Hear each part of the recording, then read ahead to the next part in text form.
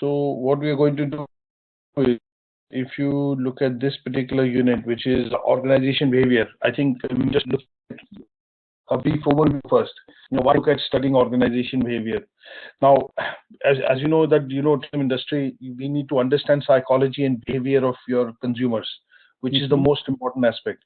So if you are able to understand your customer well, and their requirements well, which is basically needs and wants, then in that case, what tends to happen is that you are able to provide efficient and tailored services to the requirements of the customer. So organization behavior is a very important unit, because in most services, marketing, business related fields, management related fields, it is important for us to understand how people behave in a particular environment, in a particular situation. And also this helps the person who's providing the products or the services to be able to tailor and meet that demand, which is specific for that particular person. So example here would be that, if a person is looking at booking a room in a 5-star hotel, and you are on the other side, and you're able to say, okay, we can book a 4-star hotel. So there's a basic difference in terms of understanding the need and demand. So the customer is saying, I want to look at a 5-star hotel stay, and your first option that you're giving is a 4-star hotel stay. So that needs to be looked at, in a bit more detail, and we need to be quite clear in terms of understanding that requirement. Because if positioning for the in this particular industry does not go well, then what tends to happen is the customers tend to go away, in terms of not coming back to you with regards to the service. So this particular unit, we are looking at understanding the behavior from a perspective of buying, behavior from a perspective of how organizations are structured, so that to then provide these services as per the requirements in a very structured manner to the consumer. So let's look at starting with giving you a bit of background on basic of behavior first. So this particular slide we're going to send you slightly after the class will have you some introduction into the background of this particular module first. So what we are looking at is, in short, what I'm saying is, let's study first organization and behavior from a point of view of journal subject, and then towards the end, in the second session or in the third session, what we will do is we will study it and study its implementation and adaptation towards the travel and tourism industry. Okay. So that's how we are going to look at it. So now, when you look at organization and behavior, I think a couple of things which come across as keys. What we need to look at will be, first, what is management? So there is a fine differentiation between a manager, leader, and somebody who's in management.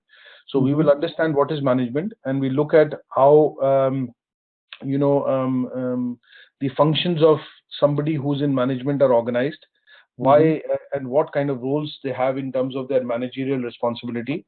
And in some cases, we will also look at what is the nature of their responsibility, and then reference it to leadership activities.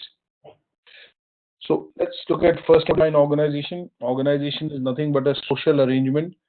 A company, when it is formed, before a company is formed, whether it's a legal company, limited company, partnership, sole trader, that particular setup is an organization. And that organization is nothing but an arrangement between a few individuals or a few set of group, a group or individuals with like-minded goals, to be able to set up something for commercial venture. And that is then defined as something called organization. So an organization is a social arrangement. That means there is some understanding between the two persons who are forming this company or a business. They have collective goals. It could be goals which are related to selling their products and services, like an accountancy firm.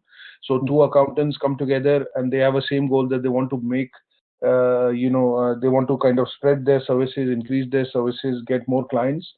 And because the company then gets formed, what tends to happen is that they try and control the performance of the organization, because the two persons forming the company, coming together, are basically termed as owners, and they are responsible for then, collectively responsible for the performance in terms of how good the company is doing in terms of turnover, how many clients it's attracting, things like that.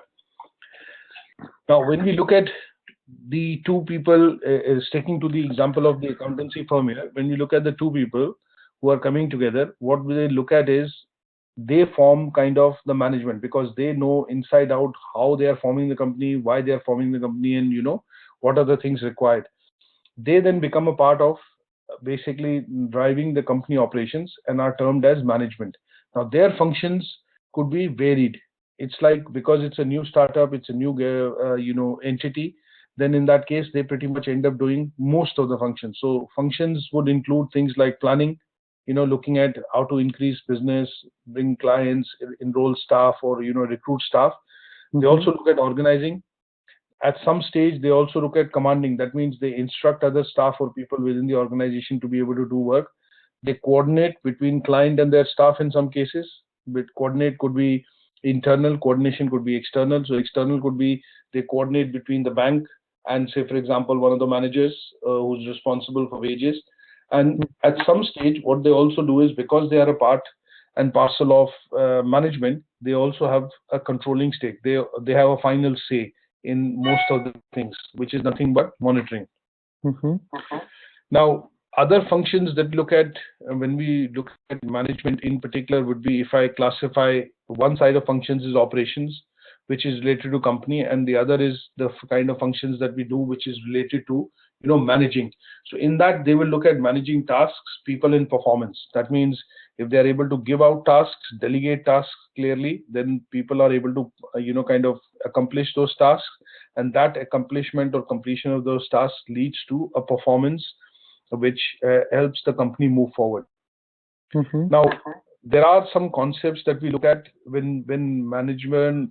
When you are in management, you are expected to be a manager. That means you are able to manage things, delegate responsibility, supervise people. Then in that case, there are a few types of managerial roles which are identified from an industry standpoint of view. And there's one of the authors or scientists called Mintzberg, which basically identified 10 different types of managerial roles.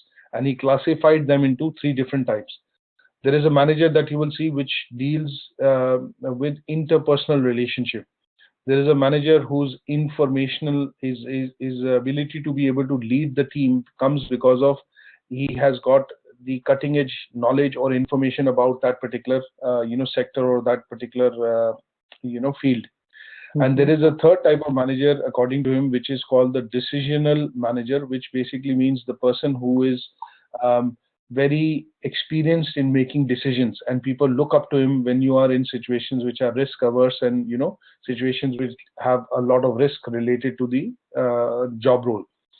So in interpersonal, the person can be a figurehead. That means the person is able to develop a relationship with the staff and employees, and then becomes somebody who's central or figurehead within that organization. He, in that case, could be a leader, and also could be a person who is basically, liaising between 2 different departments. So when you see unions in particular, the TUC union, which is in the news nowadays because of the Southern Rail strike, is actually doing interpersonal, is basically showing interpersonal managerial role in terms of liaising between the government and the workers to be able to negotiate a deal, from that point of view. When you look at informational, an example here would be when you look at the Prime Minister's office, you look at the press secretary, or somebody who is the communications director, that is a spokesperson for the Prime Minister. And then what they look at is they have a lot of sensitive information at hand, and because of which they are able to deal with a lot of people in different locations. And sometimes they also then do press releases or press conferences, because they know how much information is to be given, and where it is to be given, and in what form it has to be given. And when you look at decisional, what typically you will get to see is that these are people who are able to, who have a good understanding inside out of the business. So in this case, the example would be people who end up forming, for example, new businesses. So these are people who are entrepreneurs who are able to start a new business, and they know how the business works. Let's look at an example of Facebook here. For example, Mark Zuckerberg is basically an entrepreneur, and he's a decisional entrepreneur, is because he exactly knows where he's taking the product, which is Facebook. So what features need to be added, it's all in his head at this moment. And then he's able to delegate and explain this vision in terms of how it needs to be worked out in terms of product programming and things like that with his engineering team, the leadership team, and they then are able to take that forward. So there are different types of these roles, and Mintberg classified them into, 3 different categories, and across the categories there are different types. Now, broadly looking at, there is another classification which we are mostly aware of in the market, is that sometimes you've heard a term like, he's very authoritative, he's very democratic. So he, likes to get a lot of people's opinion and then takes a decision. So those are, other type of managerial roles that we are aware of, and one of the roles that we are looking at is authoritative. That means the person who kind of has the authority to get things done, or delegate things and is able to take decisions. He's the person who's kind of responsible for a project. So in this case, an example would be a project manager who's working on, say for example, a particular say building construction work, and because he has the authority, he knows how to direct, which area to direct, and then the total responsibility of the completion of the project, whether it happens on time or on budget, is actually on his shoulders. So he's responsible. And he, because he's in the person of authority and has the overall responsibility, has the ability to be able to delegate jobs to different people within the organization. The second type of managerial authority that you will see will be accountability. In terms of the second type of role will be the person who is in the position of authority is also accountable. So sometimes what tends to happen is when you work within teams, you see you are a manager, you're a sales manager, or you're a frontline manager in terms of at the front desk within a hotel. But what you will get to see is if there is something which goes wrong, or for example, if a customer has had a problem in terms of booking or whatever it is, then you have to fall back on your general manager to be able to take a decision. So should I upgrade this customer because there are no rooms available and he had booked priorly to a suite or an executive room? Because it involves financial decision making, you are able to come in, take over that task, calm the customer down, but whether the upgrade will be given free of charge or with a cost is actually dependent on the general manager. So here, the person in that case has the authority, but does not have the accountability. So you have to fall back on your seniors to be able to take that decision. You give them the options and they take the decision on your behalf. Okay, the customer is at the front desk, he's creating a lot of ruckus, and he seems very unhappy. So the only way that we can resolve this situation, you give the options to your general manager and he will then agree with you and say, okay, let's take this decision and upgrade his room. Now, accountability also gives you power. That means if you're responsible for a particular department, like you are a frontline manager or you're the manager at the front desk, so you're responsible for bookings, receiving guests, and that kind of responsibility, then you also have the ability to be able to take decisions and also have power in terms of delegation of responsibilities to people working within that particular role or that particular department. So that means if you are the front desk manager, then anybody who's at the reception, anybody in terms of who's at the reception, presence in the lobby of the hotel, or are doing different functions, you are able to essentially delegate responsibilities to them. And in this case, what you get to see is sometimes you will have conflicts which will arise because of the behavior intended, to obstruct the achievement of goals. So if in this case, what happens is you will normally see that the persons working within this position also kind of work towards or have a responsibility with, different managers. They report to 2 different people. So you might be reporting to maybe somebody senior within your department who's overall responsible for front desk, responsible for bookings, events, and the restaurant. But you'll also be directly reporting to the general manager because he has instructed that, I want to be made aware of all the activities or issues which are coming out of, front desk operations. So sometimes there is a conflict happens because what you tend to do is, okay, you tell him that, okay, this was an instruction given to me by my department manager, but you are giving me a separate instruction, and that is what has created the confusion. So this kind of role is normally, with middle managers within the company. So they are not at the junior level, they are not at the senior level, but they are somewhere in the middle management, and that is where they have they have this particular role. When you look at going forward, when you look at managers and when you look at leaders, there is a key differentiation between the two roles. And what we will look at is we look at those differentiations by studying what are the various leadership activities which a manager is expected to do within an organization. Now, when you look at leadership activities, there are activities which are related to power and being leader. So a leader can be powerful provided he has accountability and he has the authority to be able to lead that particular department or that role. So leaderships are defined in terms of two types of leadership. One is transactional and the other is transformational. Now, transactional leadership, as it says on the slide, is basically the person in this position is able to motivate his staff or his employees by giving them praise or reward, or for example, corrective action if there is a problem. An example here which I'll give you is that when you look at working within call centers or services industry, normally your line manager is basically a transactional leader, because he at the end of the day has been given a task that your team will make so many calls, and if your team is able to achieve this particular target, then the persons who have been able to hit that target will be given a reward for that day. And what tends to happen is if you get 2 or 3 good leads or 5 good leads, then you are given the rest of the day off, and it's a paid day off that you normally get to see in call centers. Now, a transformational leader is a person who is managing a particular organization or department and is able to achieve the organizational goals and objectives by motivating others to do what has been given in terms of their roles and responsibilities. An example here would be, again, within the call center, if you look at the floor manager, the person who's managing a number of line managers. So each line manager may be having 10 call center agents in this team, and he manages 10 of those line managers. So indirectly, he's managing 100 people, because 10 line managers, each line manager has 10 staff. So 10 into 10 is 100. So he is managing 100 call center agents indirectly.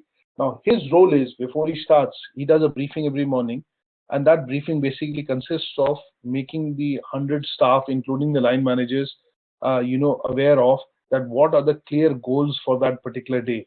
And in between, what he does is, in order to keep the line managers motivated and also their staff motivated, he basically then goes in and cross-checks that whether they are able to do the job well. Is the company providing the required means and tools for them to be able to achieve that particular job? And he does this by motivating his line managers and also announcing in the briefing that, okay, these are the incentives for the day. If you're able to do this, then you are able to get this, or maybe, get this kind of a bonus or incentive for that day. And when you look at people who are in leadership, they have two kinds of power. One is unilateral. That means one person controls the other. So it's a very fairly flat structure that you get to see. And in that case, what tends to happen is sometimes in the organizations, you will see people ask you to buddy up with somebody, or he becomes your mentor. Now, in that case, because he has only one employee or one person who is basically working with him, then there is a one-to-one interaction, and that is normally called unilateral. That means you control most of the activities or delegate most of the activity which the other person does, because you are his particular manager in a direct succession. Now, pluralistic basically means wherein each person influences other, but results in a give and take. So when you look at now two department managers, let's look at a sales department and let's look at finance department, or sales and marketing versus finance. Now, these are two departments, and two of these departments will have two different heads leading the department. Now, if there is an exchange of certain things required, like for example, there's an event happening and the marketing department needs maybe additional support to be able to make sure that the event happens on time, So the department manager will then go out and request other people with similar responsibilities that can you lend maybe 1 or 2 employees who can help out, because this is a major event or an annual general meeting which the company is holding and there's loads of work and we are falling behind. So what you do is, in that case, you go and speak to your colleague, which is a department manager of the finance department, engineering department, HR department, and then you do a bit of a give and take. That means you say, okay, can you depute 2 employees who can help me with this particular field? And then at a later stage, if they need particular help, you have to return the favor. So this then becomes something called pluralistic. Now, in terms of leadership, when you look at, we also define leadership wherein at some stage, what you do is you define types of leaders, what kind of a leader he is. Now, sometimes you define people as in being in leadership opportunities as being opportunistic. That means, he or she will take any opportunity to basically rise and, will not look at others. Then there is diplomatic leadership. There is expert person who are considered expert in their field would rise to the position because, they are able to have a good knowledge about that particular area. And because of that knowledge, they are able to drive the team and bring efficiency and productivity. A good example of this will be Google, for example. Now in Google, what tends to happen is a lot of people who rise to the top in terms of being leaders are people who have expert knowledge within their domain. And because they have expert knowledge within their domain, they are able to check, they are able to delegate, and they are able to course correct the things which are given out as tasks because they are considered expert in their field.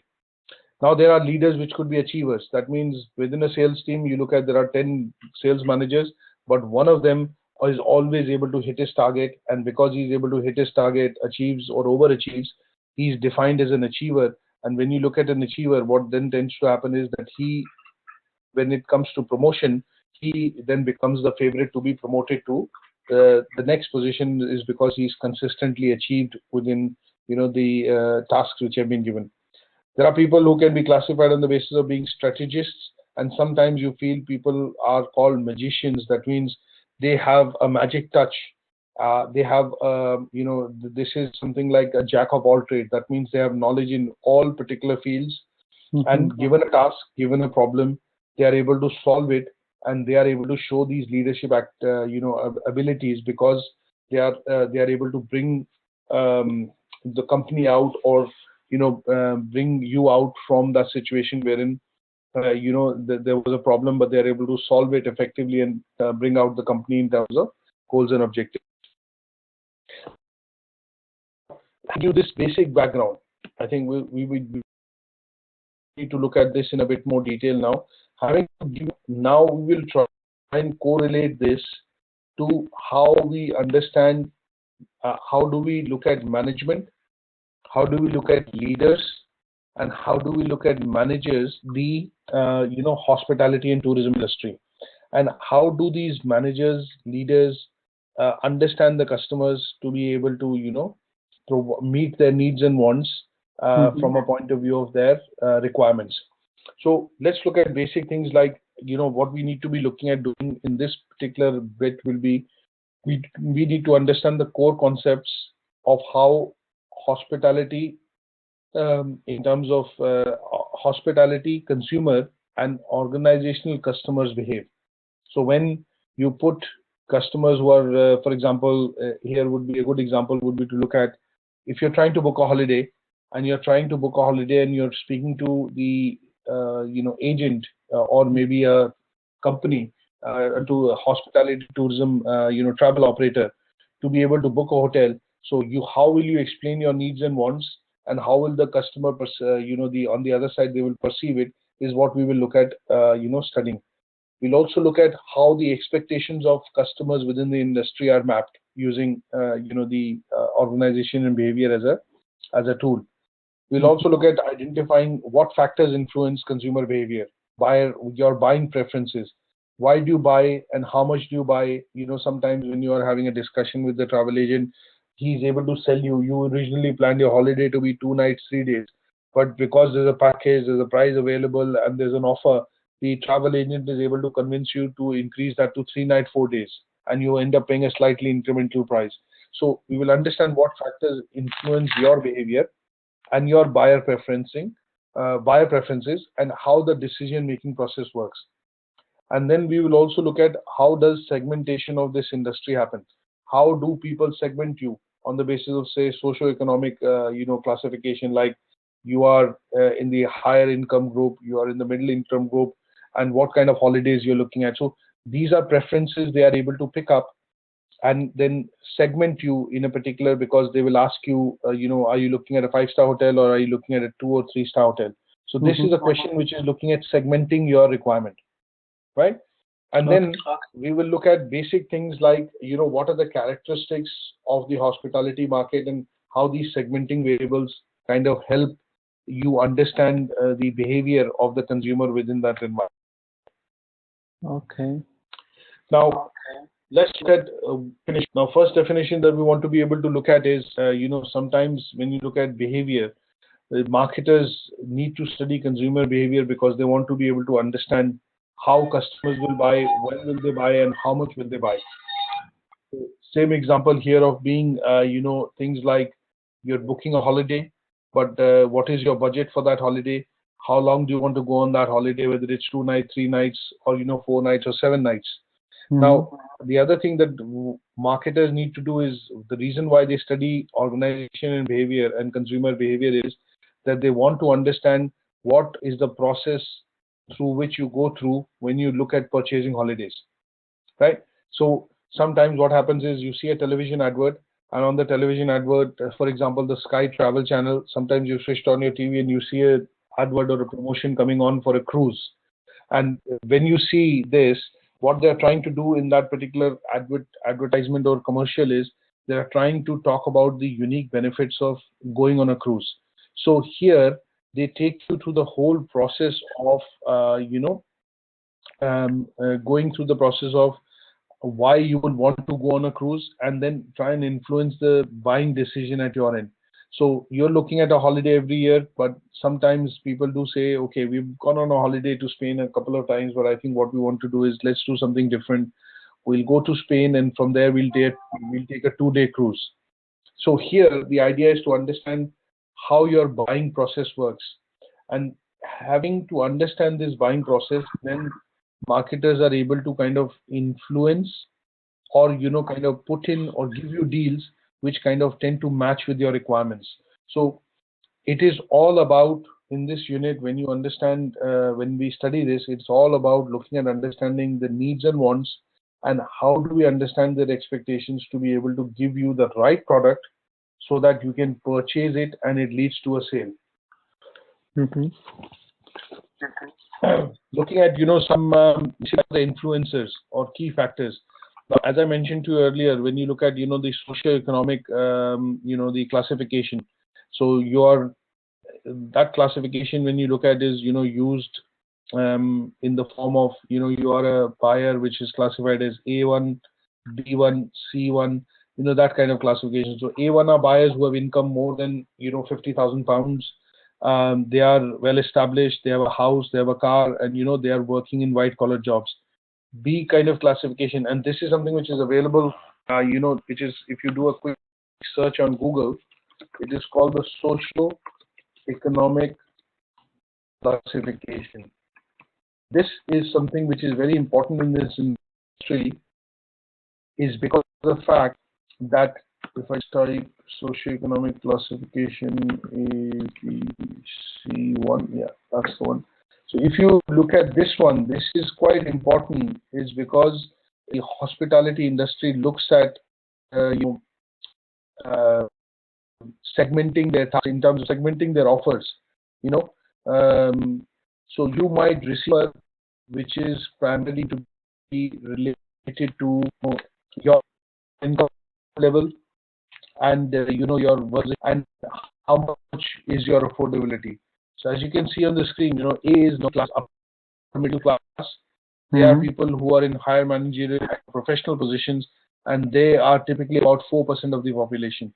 So having to put you into this helps them get a strong understanding of what will be your requirements, right?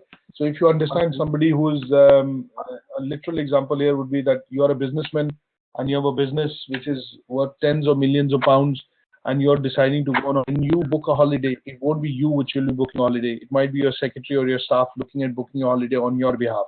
So if they understand who they need to be able to target and speak to, then it will become easier for them to be able to sell you the right package on travel. So some of the key things that we look at is, when we study this particular aspect, we look at disposable incomes in terms of understanding and segmenting the customers. So where do you come from? How strong is the economic growth? What is the employment opportunities? And how much is consumer confidence when we look at the industry in general? So these are factors to look at. So sometimes you will almost, there are companies which are selling holidays across many European countries, but their advertisement and promotions tend to change and go across to different countries, because sometimes they feel because of Brexit, there is not many people making a decision to book holidays, so they might move their advertisement and commercials to a different country like France or Germany, because there is no uncertainty there. There is a strong economic growth. There are, in terms of unemployment, there's low unemployment. And, because there is low unemployment, a lot of people are in work, the consumer confidence is quite high, and people are then bullish about, booking a holiday. So those are things that they will look at from an industry point of view. Now, if a country or a particular geography is having a recession, or there is a downturn in terms of not much growth happening within the economy, the other is, within the hospitality industry, you also look at a lot of employment. That means people are employed from, a bellboy, from a waiter to upwards of a general manager. Sometimes you look at, there are low employment opportunities, and because of which the consumer confidence is low. So that leads to a decrease in consumption. That means people will not go out on holiday, or not look at UK as a country for holidaying, say for example, when they come to London. And these are industry-wide factors which the industry considers in this particular case. Factors, when I point the socio-economic status, when they look at individual preferences or differences, and then they look at contextual circumstances. So contextual circumstances would be, you're going on a holiday with family. Socio-economic, they will like to sell you a holiday which meets your budget and meets your criteria. And then look at individual differences, that you are on a family vacation, you want to go to a 4-star, you want to go a family resort, you want to go on a cruise, and those are individual preferences. And then they are classified here as, in a matrix which constitutes nothing but hospitality consumer buying behavior patterns. So conceptual circumstances could be perception of risk and involvement. That means if you're going to, say, a country like Greece, wherein there's a lot of unemployment at this moment, there is a lot of, that country has been bailed out by the European Union. So sometimes you will see that there will be a warning by the Foreign Common Office, for a foreign office, which will say, okay, there could be risk to British travelers in that country because there's a low unemployment, so you have to be careful for thefts and robberies and things like that. And individual differences here, obviously, then look at personality, lifestyle, gender, age, and sometimes this all constitutes something called the buyer's matrix. What influences your purchase decision is what we look at when at this particular side from an individual's perspective. There could be 3 types: social and psychological. Financial would be when you book your holidays, sometimes there is no option of cancellation, and so you take out travel insurances, you take out insurances, because if you end up cancelling that particular thing, then there's a lot of money at stake because you cannot get that refund. So that could be a financial risk. Social risk is when you have hospitality products that have social significance for customer. That means if you're going for a religious tour to Saudi for Umrah or things like that, when you go, you're going on that particular trip, there is a social risk that sometimes you do not want to be seen to be falling out of line when you are in that pilgrimage, things like that. Psychological risk will be when the customers perceive threat to their self-image and self-esteem. So here you could look at famous TV personalities, or when they go on vacation, for them to have their privacy on the vacation is a psychological, risk. That means they do not want to be photographed or seen, because they are a celebrity and things like that. Mm-hmm. Now, some of the other things that we look at involvement. It's like saying when a family is going on a holiday, you look at how much is the family members involved in the decision. Is the earning member only the decision maker, or is the decision done on a family-wide basis? So, for example, if you're going on a vacation with family, sometimes you'll get to see the parents with kids want to go and what kind of vacation you want to take. So here the decision is being basically made wherein there is high involvement within the entire family. But if you're a couple, and maybe say, for example, if the wife is working and she makes a decision that we'll go for a beach holiday, then you get to see that there is a low involvement with regards to other people within making that purchase decision.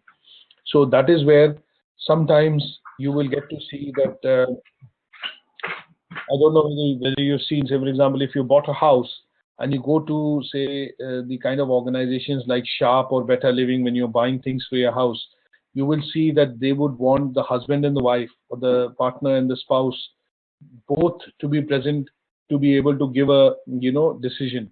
Because what they feel is that this kind of a decision, which is going to be done once in a lifetime, when you buy beds and other things, would be with regards to both the persons taking equal importance in making that decision.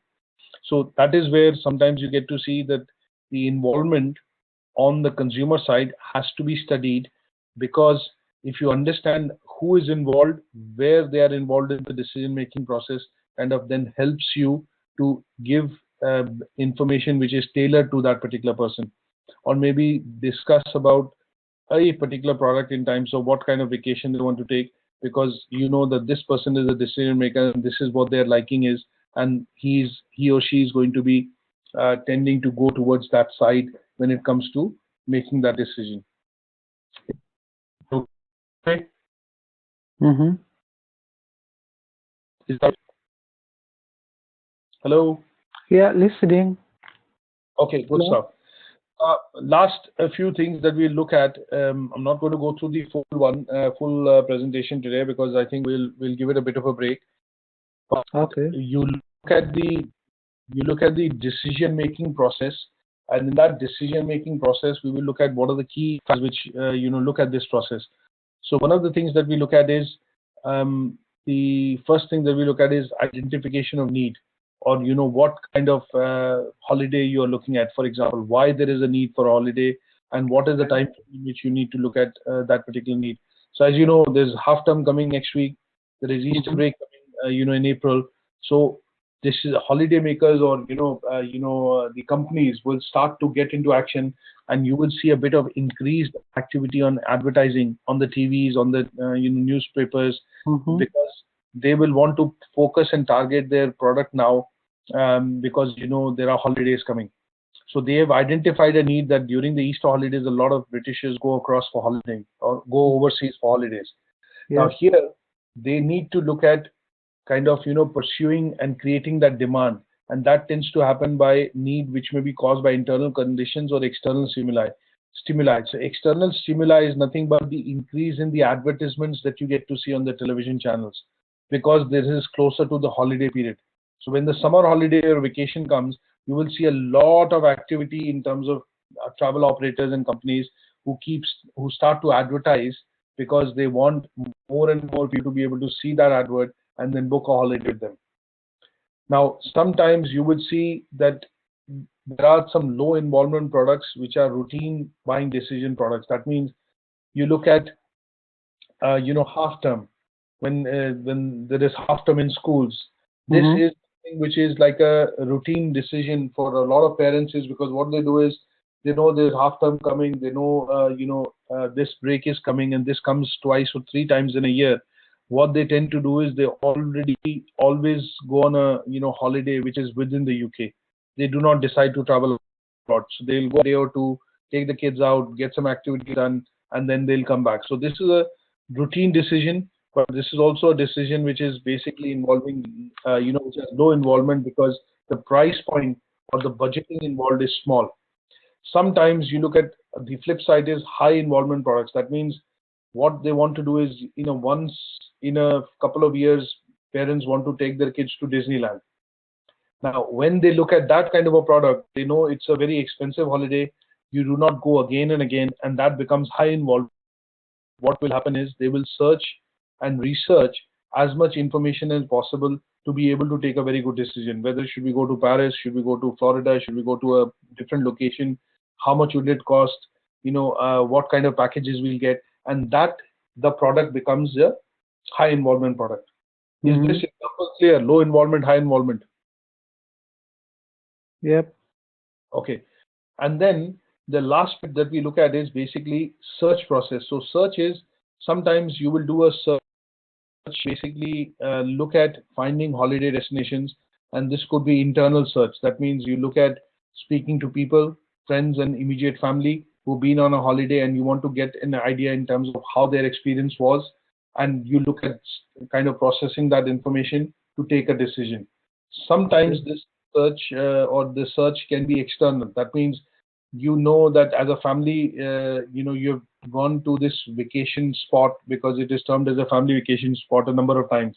And what you then tend to do is, okay, we've been to Spain or Portugal a number of times across the years.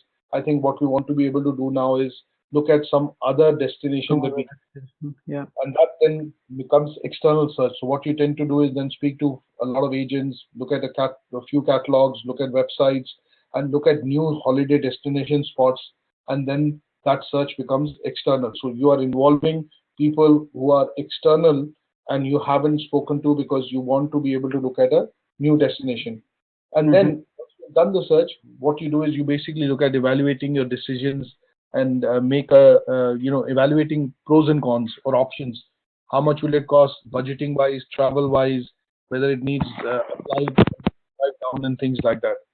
And these all are things which look at the consumer finds. Now,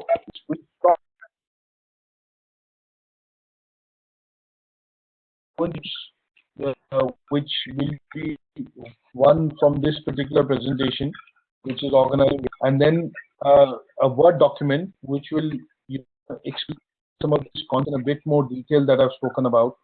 Okay. Is that okay? Yeah, it's fine. Good stuff. So what we will do very, very briefly would be to try and look at, before I just to look at the task sheet again, which I closed 1 second. So just to correlate to what I looked at for now.